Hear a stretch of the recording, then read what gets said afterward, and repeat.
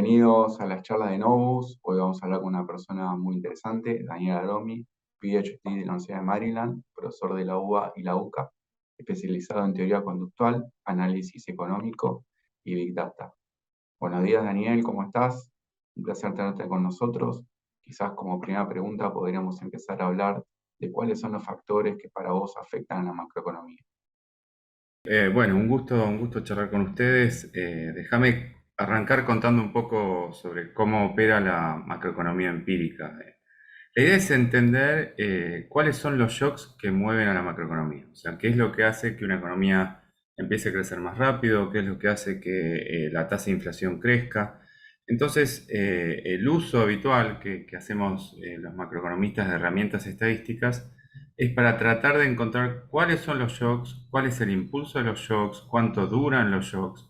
Entonces, estos shocks pueden tener que ver con factores externos, como el precio de los commodities, la tasa de interés, factores climáticos, como una sequía, y también cuestiones como decisiones de política económica, e incluso hoy en día uno puede pensar, estudiar las opiniones de las personas, como un cambio de opinión puede estar afectando la dinámica económica.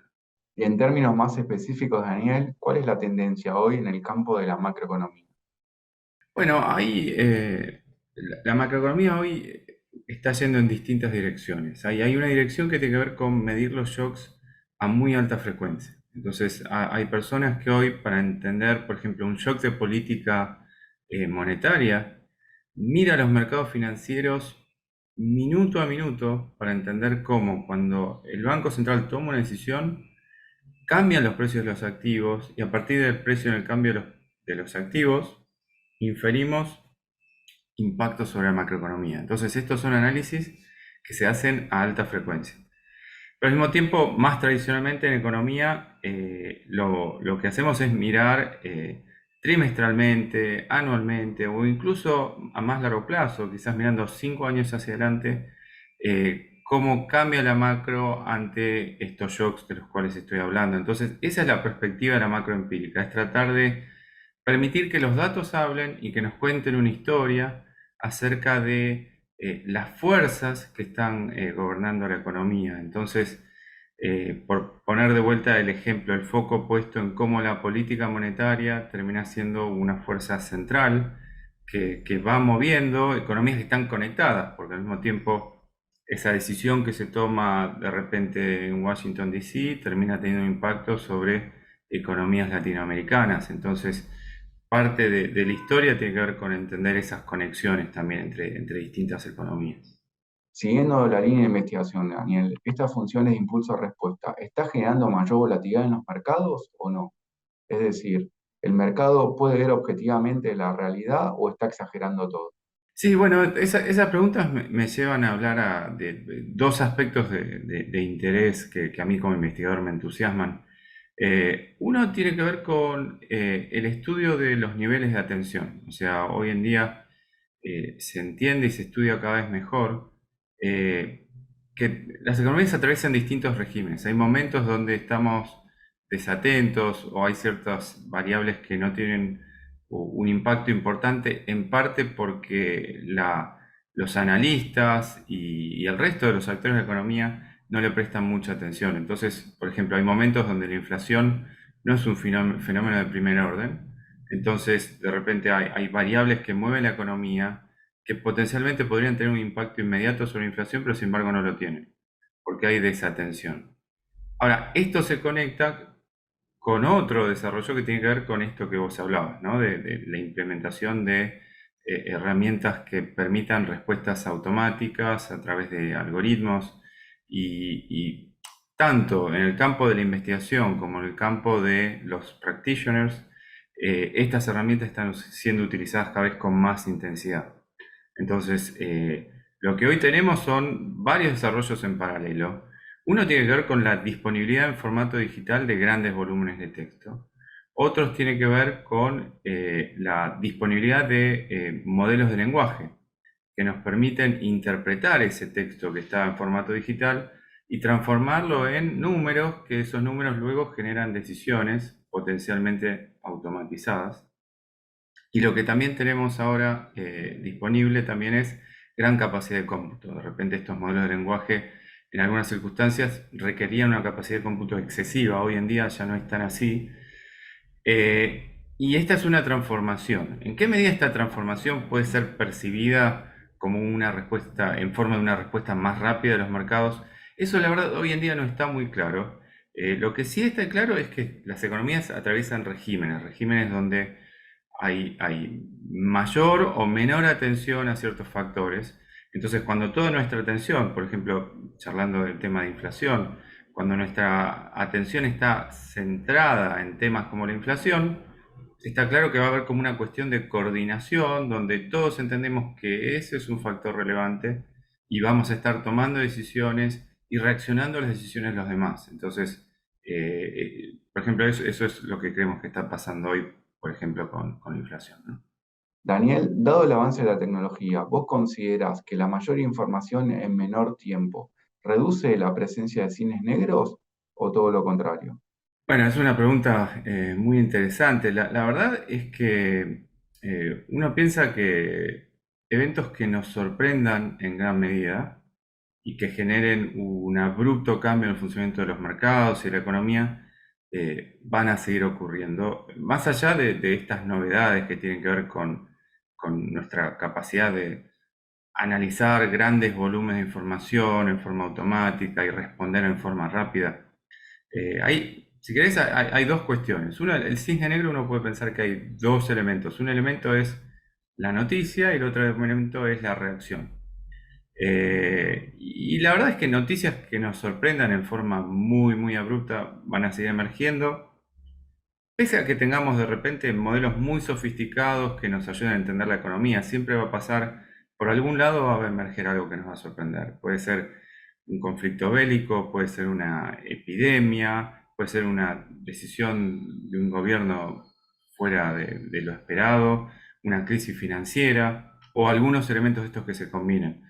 Entonces, esos eventos que nos sorprendan van a ocurrir. Y el otro lado de la pregunta es, bueno, ¿cómo va a ser la respuesta ante estos eventos? Y es difícil especular sobre qué pasará a futuro, pero mi sensación es que hoy todavía no estamos en un mundo donde ante un evento muy, muy sorprendente, los actores financieros y actores económicos más generalmente permiten que los algoritmos gobiernen esos tiempos novedosos. O sea, yo creo que hoy en día todavía sigue siendo verdad que en momentos totalmente novedosos, todavía nosotros sentimos que necesitamos, en esas circunstancias especialmente, sentimos que necesitamos apagar los algoritmos y pensar. Eh, Creo que esa es la respuesta hoy. Es difícil especular sobre cómo lucirá el mundo en el futuro, ¿no? Desde una perspectiva similar, no puedo evitar hacerte esta pregunta. Siendo los dos argentinos, ¿vos considerás que la función de impulso de respuesta nuestra es muy diferente a la del resto?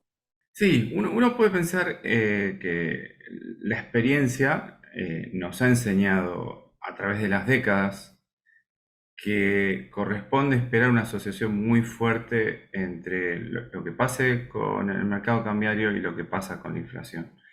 El argentino, a través de estas décadas, a través de esta experiencia, se acostumbró a establecer esa asociación muy clara.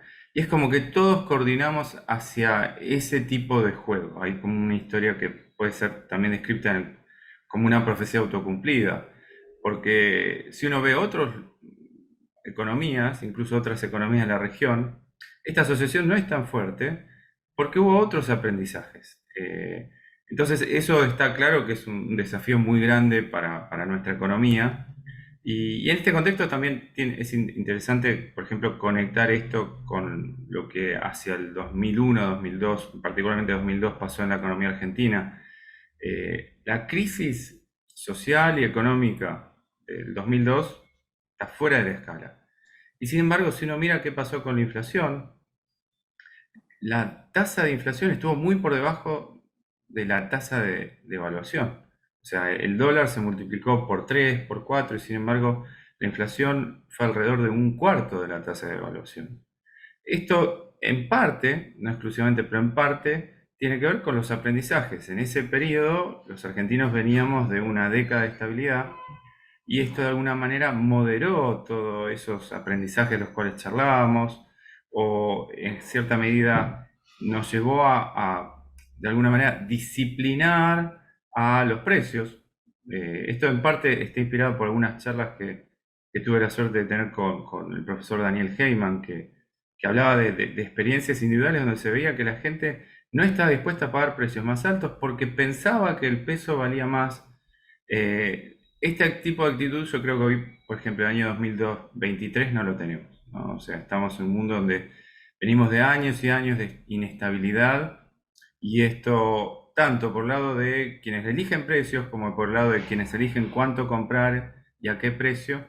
Estamos en otra realidad, y por lo tanto esto tiene que ver con la tensión y el nerviosismo con el cual vivimos día a día en esta economía, ¿no?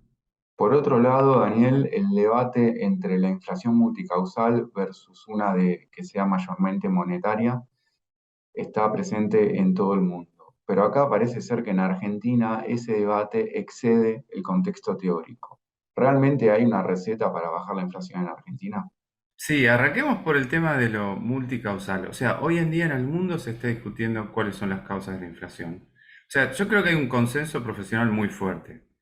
Seguro, la política monetaria tiene un impacto sobre la inflación. O sea, yo creo que en eso, y que la política monetaria está conectada con la política fiscal.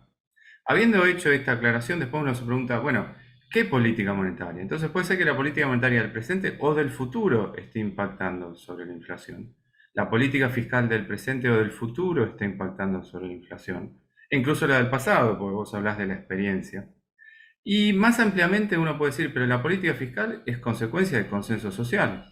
Entonces, si vos no tenés un consenso social que genera una política fiscal consistente con estabilidad de precios, vas a tener inflación. Entonces, eso te lleva a decir, sobre todo en una economía como la Argentina, con tantos desajustes, no podemos pensar en inflación únicamente como algo que está siendo determinado en el Banco Central. O sea, la inflación está determinada por nuestras instituciones, está determinada por alguna forma de consenso social que puede ser generado a distintos niveles de la sociedad argentina.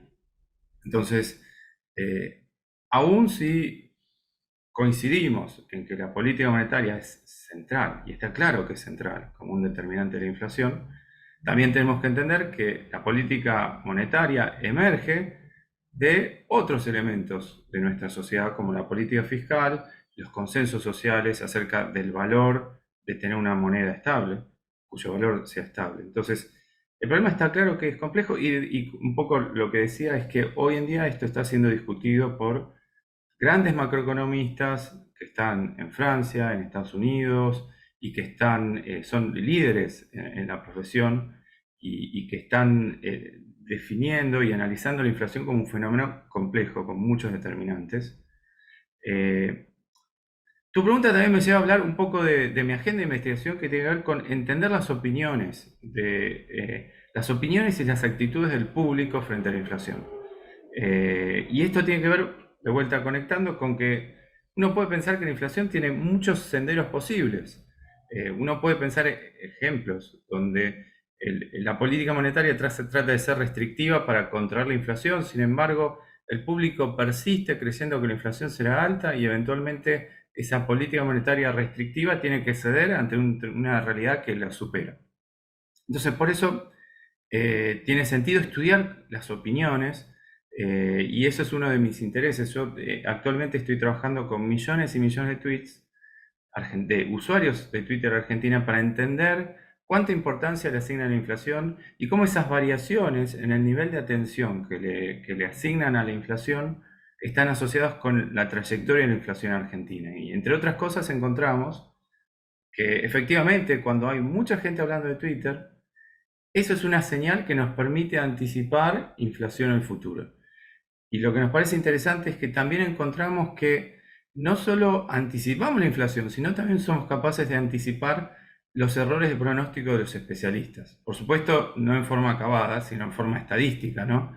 Pero logramos establecer una relación que nos dice que en promedio, cuando la gente habla mucho de Twitter, el mes que viene los analistas, los expertos, se van a equivocar en el mismo sentido. Entonces, es interesante porque eso también nos lleva a elementos anteriores de la charla de hoy, donde decíamos, bueno, cómo hoy en día la tecnología nos permite tomar una distinta perspectiva para estudiar la macroeconomía. En este caso, la tecnología nos permite encontrar lo que uno podría llamar es un factor latente. O sea, cuando uno le saca una foto a la economía argentina, hay algunas cosas que son claramente, podemos observar con mucha claridad. O sea, hoy en día podemos observar con mucha claridad cuál es el tipo de cambio o cuáles son los tipos de cambio, ¿no? En la economía argentina. Podemos sacarle una foto a los precios de los activos financieros, pero también hay una realidad que no es tan visible, que es, bueno, pero ¿qué es lo que estamos pensando los argentinos sobre la economía? Nosotros, a través de procesar millones y millones de tweets, podemos de alguna manera mostrar una parte de eso que aparece, que está bajo el agua, ¿no? Que en principio no es observable y podemos detectar si la gente está muy preocupada por la inflación, no tan preocupada con la inflación, y de hecho parece que eso que medimos nosotros es información que no está siendo considerada o no está siendo contemplada por los expertos, por quienes hacen pronósticos macroeconómicos. Continuando con tu análisis, Daniel, ¿por qué en Argentina, dada la heterogeneidad de políticas económicas que se aplicaron en todo este tiempo, no se logró que los argentinos tuvieran una preferencia por la estabilidad de precios? No, tu pregunta, digo, primero uno puede pensar qué pasó en el 91, ¿no? ¿De dónde veníamos? Veníamos de dos hiperinflaciones, ¿no? La del 89, la del 90, y una clara visualización de los enormes costos que tiene la inflación para la economía. Y eso quizás permitió que emergiera un consenso para establecer una regla dura que por un tiempo garantice estabilidad monetaria. Es interesante observar que hoy nadie explícitamente está reclamando cambios importantes. Eh, es posible que, frustrante también, pensar que nosotros estamos pensando en el corto plazo o estamos pensando cada uno en su problema y no estamos pensando en esto que es un problema de todos y que no hay una demanda clara por generar nuevas instituciones, nuevas formas de hacer políticas que garanticen estabilidad monetaria. Y es posible que sea un problema como de un bien común que no está siendo generado. Esperemos, digamos, me gustaría pensar que eso pueda emerger en el futuro, pero es posible que el año 2022 haya de alguna manera favorecido la emergencia de algún consenso en esa dirección, pero no se observan voces en ese sentido, posiblemente porque estamos enganchados en una pelea muy cortoplacista y esto de la estabilidad monetaria tiene claramente un beneficio de largo plazo, pero es posible que requiera desarrollar algunas tareas que tienen un costo de corto plazo. Entonces, si nosotros todo el día estamos pensando en el corto plazo, difícilmente emergerán esas transformaciones que en el largo plazo tienen un gran beneficio, ¿no? En base a tus observaciones de Big Data, ¿pudiste ver algún cambio en la preferencia de los individuos en los últimos 6 meses? Sí, en ese sentido, dos observaciones, ¿no? La primera, quizás la novedad que constituyó la llegada de Massa es que el gobierno pudo de alguna manera sugerir, a veces con forma más o menos explícita, pero sin, digamos, sin nadie que pueda contradecirlo, que es importante la estabilidad fiscal o es importante que haya cierta sostenibilidad de las políticas fiscales. Más allá de eso en parte son medidas, en parte son afirmaciones, y eso constituye una novedad. Eh, por otro lado, el tema de la inflación como problema, yo creo que es verdad que estaba quizás no tan explícitamente observado, pero quizás eso venía un poco de antes, entenderlo. Digamos, dejamos atrás una etapa donde se desconocían los números verdaderos de la inflación. Yo creo que hoy en día no es posible volver a algo así. Más allá de que hubo otros ejemplos en el mundo, por ejemplo, en Turquía hubo algún fenómeno similar al que tuvo Argentina hace unos años. Nosotros lo que medimos, ya yendo directamente a nuestras mediciones, por ejemplo, nosotros medimos que en diciembre se habló mucho menos de inflación que en los meses pasados. Desde marzo del 2022 hasta noviembre del 2022 hubo un enorme salto en la cantidad de gente que hablaba de inflación en Twitter. En diciembre cayó, todavía estamos mirando números de enero para tratar de entender cómo interpretar el número de diciembre. Parte de la explicación tiene que ver con que hubo un descenso en la tasa de inflación. Eh, es posible conjeturar que como la inflación argentina atraviesa regímenes, entonces quizás estamos entrando, no sabemos por cuánto tiempo, un régimen de inflación un poco más moderado del que observamos buena parte del 2022. Es posible conjeturar que esto pueda sostenerse por algunos meses. Mirando más hacia adelante, está claro que se necesita cambios más profundos, ¿no? Digamos, de vuelta, esto de que la política monetaria, la política fiscal necesitan estar en línea con esta estabilidad nominal, y eso se define mes a mes. Realmente en Argentina, mes a mes vamos haciendo un seguimiento y especulando acerca de la sostenibilidad de, por ejemplo, este potencial nuevo régimen de inflación un poco más moderada. Siguiendo con el análisis de datos, ¿cuáles son los desafíos que se enfrentan hoy en Big Data? Sí, la gente que estudia inflación, digo, la palabra suena quizás un poco repetitivo, pero es Big Data, ¿no? La historia es Big Data, entonces eso tiene que ver, por ejemplo, con recolectar precios en forma digital a alta frecuencia, un gran volumen. Entonces, hoy en día hay compañías que están todo el tiempo recolectando precios de Internet para poder generar estos índices en tiempo real, que, por ejemplo, son valiosos para quien implementa política económica. Esa es una pata, que es cada vez más datos, y otra pata tiene que ver con combinar datos heterogéneos en un solo modelo. Entonces, el otro lado de Big Data es decir, bueno, yo tengo todos estos datos heterogéneos. ¿Qué pasa en los mercados financieros? Las encuestas de los consumidores, los precios día a día que estoy recolectando. Y el juego es encontrar cómo ponderar todos esos precios para poder reconstruir la dinámica de la economía. Entonces, quienes hoy están estudiando inflación, por un lado están trabajando en la recolección de datos y por otro lado están pensando cómo, por cierta medida, la amenaza es la maldición de la multidimensionalidad. Si vos tenés demasiados datos, podés quedar mareado. Entonces, uno de los desafíos es cómo construir modelos o estrategias para procesar estos datos y generar una señal valiosa y no terminar confundido por ese gran volumen de datos que quizás nos podrían desorientar potencialmente.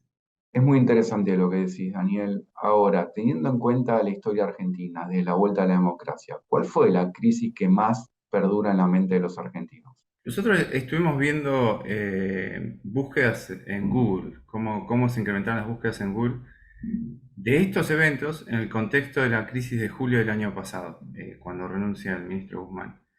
Y lo que vimos es que particularmente en ese momento uno de los temas que se había disparado bastante era el plan Bonex, que tuvo que ver con un canje forzado de bonos posterior a la hiperinflación del 89 y la del 90. Entonces, digo, es interesante, es ver cómo eventos históricos están flotando en nuestra memoria y reemergen en contextos de crisis y podrían estar gobernando nuestras conductas en contextos de crisis.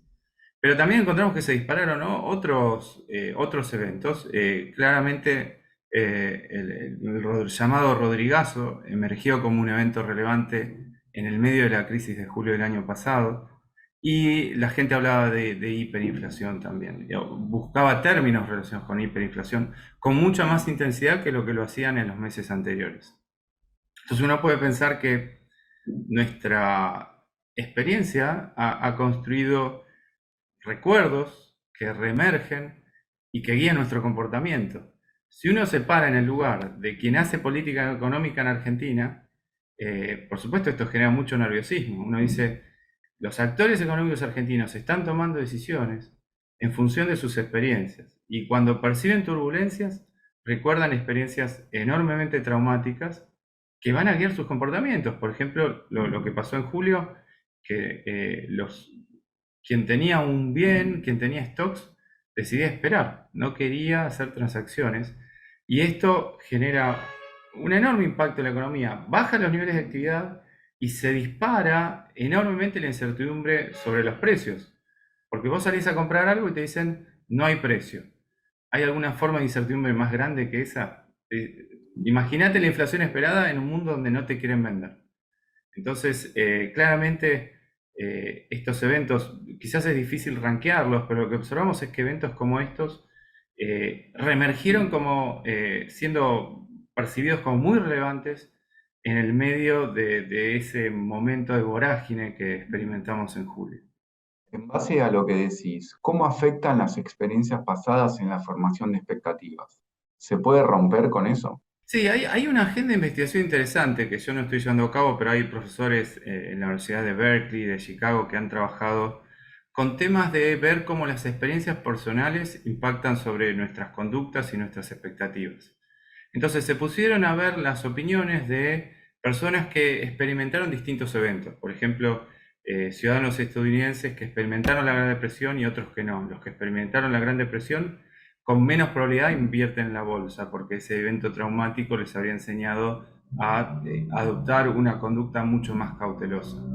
Similarmente, se pusieron a ver la inflación esperada y observaron que según tu historia de vida, tu inflación era más alta o más baja. Personas que experimentaron inflación más alta esperaban inflación más alta.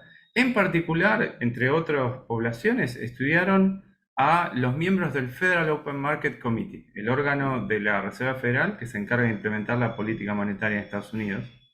Y encontraron que incluso ahí, entre los expertos que toman decisiones de política, encuentran que la inflación esperada es función de sus experiencias. Eso en cierta medida es una anomalía. Uno pensaría que nuestras opiniones están formadas por toda la información disponible. Sin embargo, lo que encuentran los investigadores es que nuestras expectativas están especialmente formadas por lo que experimentamos versus aquello que conocemos pero no experimentamos. Entonces, volviendo a la Argentina, uno piensa que nosotros tenemos un desafío por delante, pero que es factible. El desafío por delante es tratar de modificar, por supuesto va a ser un proceso muy lento, nuestras experiencias para entrar lentamente en un régimen donde la economía se vuelve más estable. O sea, yo no creo que tengamos nosotros un ADN que nos impide convivir en una economía estable, pero al mismo tiempo pienso que es desafiante construir este nuevo régimen. Involucra consensos por el lado de las políticas públicas, involucra paciencia y también va a involucrar una decisión que día a día va a ser complicada en una economía donde hay mucha pobreza, cómo mantener conciliar, digamos, las urgencias relacionadas con una importante fracción de la población que está enfrentando momentos muy difíciles, con los deseos de ir hacia adelante hacia una economía más estable, que sabemos que es un elemento necesario para que nuestra economía sea próspera, ¿no? En base a esto último, ¿se puede salir de la pobreza con una economía estable? Se puede salir de la pobreza con una economía estable, pero al mismo tiempo, día a día, tenemos que resolver esa tensión, porque uno siempre puede tomar decisiones que tienen una ventaja en el corto plazo, pero que es costosa en el largo plazo. Entonces, nuestra sociedad necesita negociar eh, esta, este dilema acerca de cómo manejar estas demandas de muy corto plazo versus estos objetivos que están más alejados en el tiempo. Y esto es parte de lo que tenemos que resolver y de alguna forma consensuar o eventualmente la clase política sería la encargada de poder construir ese sendero que tiene que negociar esas tensiones, ¿no? Continuando con el último tema, ¿existe una manera de poder resolver esa tensión redistributiva que mencionaste anteriormente? Yo creo que lo que a veces describimos como la grieta o el alto nivel de agresión y extremos que se observan en la discusión pública, claramente es una barrera para armar estos consensos que discutíamos hace un tiempo, ¿no? Digamos, cuando la discusión política se centra en la agresión, estamos ocultando las ideas y desaparece el análisis cuidadoso de cuáles son verdaderamente las fuerzas que nos ayudarían a hacer una sociedad más próspera. Entonces, claramente esa tensión política no ayuda. Nosotros miramos un poco en Twitter ese tema. De hecho, tengo como una agenda de investigación activa con un colega en la Facultad de Ciencias Sociales de la UCA y observamos ciertas fluctuaciones en el nivel de agresividad que se observa en redes sociales cuando se discute cuestiones de política. Vemos, por ejemplo, que hacia el 2015, por ejemplo, se había moderado un poco la grieta con respecto, es decir, había menos agresión en las discusiones políticas con respecto a lo que se había observado antes del 2015. Entonces fue un periodo donde se había reducido. Y algo similar estamos observando en los últimos años, quizás sorprendentemente o quizás no, pero el último par de años, eh, y esto por supuesto tiene que ser interpretado con cuidado porque puede haber otras fuerzas que están gobernando el nivel de agresión en discusiones políticas, pero observemos que ha caído el nivel de agresión en las discusiones políticas en los últimos años según lo que nosotros podemos medir en Twitter. Siempre sabiendo que Twitter es un grupo seleccionado y que hay distintas intervenciones que pueden tener que ver con manipulaciones externas a Twitter e incluso cómo dentro de Twitter están moderando los contenidos. Más allá de hacer esas aclaraciones, nuestras mediciones sugieren que en el último par de años ha caído con respecto a lo que observábamos antes el nivel de agresión en las discusiones políticas. Mira vos, no me esperaba eso. Dado que hablaste de la Fed, ¿cómo ves la dicotomía entre la Fed y el mercado, donde el mercado considera que no va a poder seguir subiendo la tasa de interés, como la Fed manifiesta que lo quiere seguir haciendo? Sí, digo, la disparada inflacionaria que observamos en los últimos tiempos en Estados Unidos nos ha llevado a revisar ciertas creencias o a interesarnos por aspectos que creíamos resueltos o irrelevantes, ¿no? Si uno piensa antes de este periodo, la idea era, las expectativas de largo plazo están ancladas, y eso generaba mucha tranquilidad de esa idea. Sugería que había un consenso acerca del 2%. En el largo plazo la inflación será 2% porque eso es lo que quiere quien gobierna, quien determina la política monetaria. Llega esta disparada inflacionaria y ese consenso o esa tranquilidad que si querés gobernaba todo el sistema empieza a ser reconsiderado. Y uno puede pensar que las dudas que hay hoy a la hora de implementar política monetaria tienen que ver con discutir acerca de cuáles son las chances de que la supuesta ancla del 2% pueda moverse o quizás no existe y está simplemente centrada en cómo nosotros rutinariamente decidimos ignorar la inflación como un problema. Entonces, uno de los grandes temores es que el ancla se haya movido o que pueda moverse. Entonces, la pregunta que tiene que hacerse quien hoy implementa política monetaria es ¿qué riesgo estoy dispuesto a asumir en términos de recesión para asegurarme de que el ancla, si exista, persista en el 2%, o si no existe, evitemos entrar en un régimen donde la gente se preocupa por la inflación y por lo tanto podría desmadrarse la situación? Es decir, podríamos entrar en un régimen donde la gente habla de inflación, entonces tenemos inflación, pero como tenemos inflación, la gente habla más de inflación y por eso se dispara más la inflación. Ese es un temor muy relevante hoy y que puede llevar a que que el Federal Open Market Committee persista en una política cautelosa que potencialmente genere una recesión.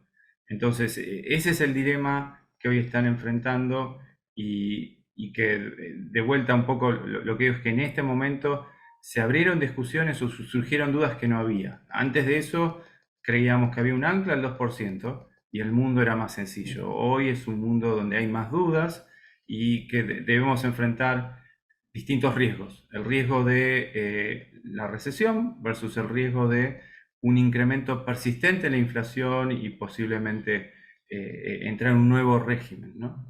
¿Pensás que por ahí la Fed está viendo objetivamente la realidad con respecto a la inflación?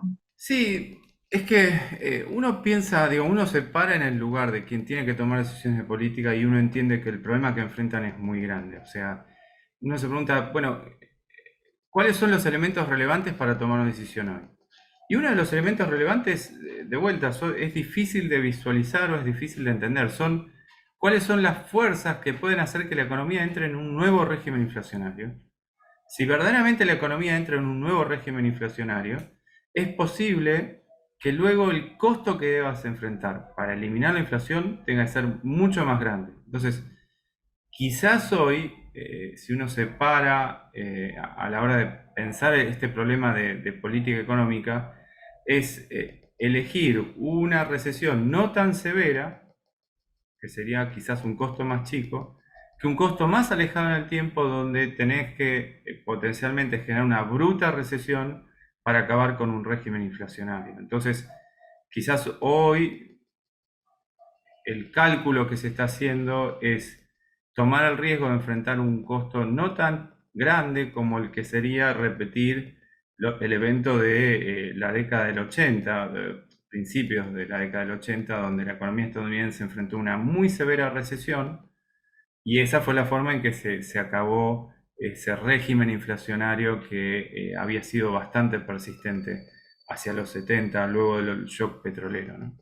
¿Puede ser que ellos estén condicionados en la política monetaria luego de la crisis de la década de los 70 con la suba del precio del petróleo y la inflación, donde hubo un doble techo y terminó con una crisis económica? Es posible que estén pensando en la importancia de ganar. Es difícil entender qué es lo que están ganando. Si están ganando, pero de alguna manera es como que la Fed se quiere meter en la cabeza de quien hoy elige precios en Estados Unidos.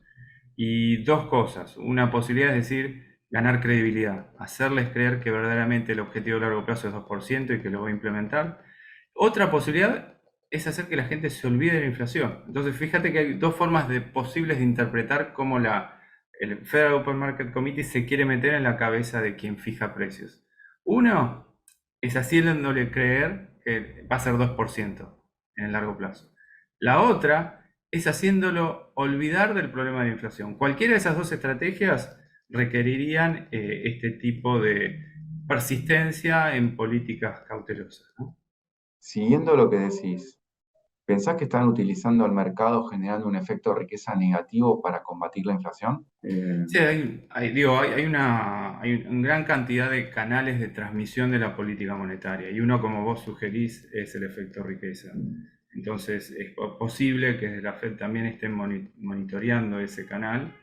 Y bueno, hay una larga tradición en política monetaria que tiene que ver con la comunicación, que sobre todo en las últimas décadas se ha vuelto un elemento de gran peso. Entonces, las palabras empezaron a ocupar un lugar más importante en la política monetaria y por eso cada discurso de los miembros del Federal Open Market Committee es seguido muy desde cerca, entre otros por algoritmos, ¿no? Después no está claro cómo actuamos a partir de esto, pero esta información está siendo procesada por humanos y por computadoras al instante. Gracias, Daniel, por tu tiempo. Realmente considero que fue una charla que aportó mucho valor y podés pasar por nuestras oficinas cuando quieras para seguir conversando. No, ¿No? no, un gusto charlar con ustedes. Siempre dialogar nos ayuda a seguir pensando y seguir aprendiendo, así que para mí fue también fructífero y bueno, así que espero que sea útil y para mí fue útil, así que muchas gracias.